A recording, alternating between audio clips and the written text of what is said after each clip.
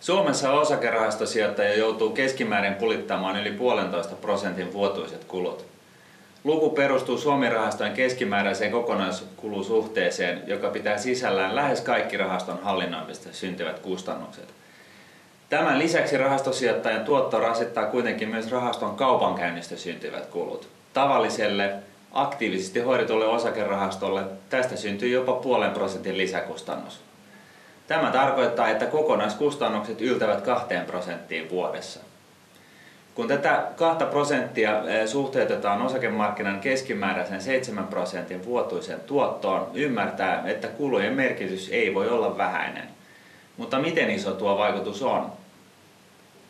Jos 20-vuotiaana säästät 200 € kuukaudessa 10 vuoden ajan ja saat sijoituksellesi laskennallisen 7% vuotuisen tuoton, sijoituksesi kasvaa 350 000 € eläkeikäisi mennessä. Kun tästä tuotosta poistetaan nuo 2%, eläkepottisi puoliutuu. Tuotto-odotuksesi väheneminen vajalla kolmanneksella pienentää eläkettäsi yli puolella. Tätä voi havainnollistaa myös ihan niin kuin maalaisjärjellä. Markkinoiden keskimääräinen vuotuinen tuotto muodostuu kaikkien sijoittajien saamasta keskimääräisestä tuotosta, ennen sijoittajan maksamia kuluja.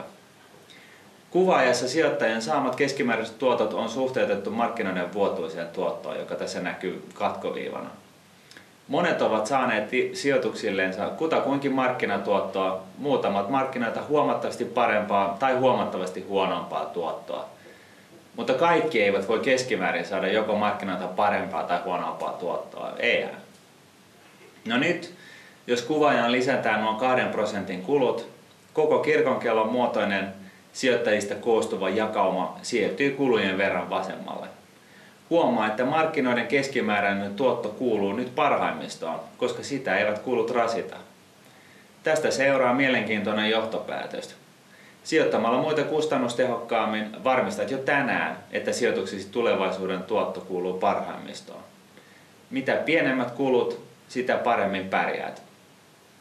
Mikäli maksat korkeampia palkkioita ja aktiivisesti näkemyksiä ottavalle rahastonhoitajalle, voi toki olla, että pääset tätäkin parempaan tuottoon. Etukäteen et kuitenkaan voi tietää, miten käy. Akateemisen näytön pohjalta tosin, niin hurjalta kuin se kuulostaakin, sijoitusrahastot vaikuttavat jäävän vertailuindekseilleen keskimäärin noiden kulujensa verran. Ja niin kuin me nyt tiedämme, niin nuo 2% tekevät todella rumaa jälkeä sijoituksillesi pitkässä juoksussa. Sijoittamisessa päteekin hullunkurinen luonnonlaki. Maksamalla vähemmän saat enemmän.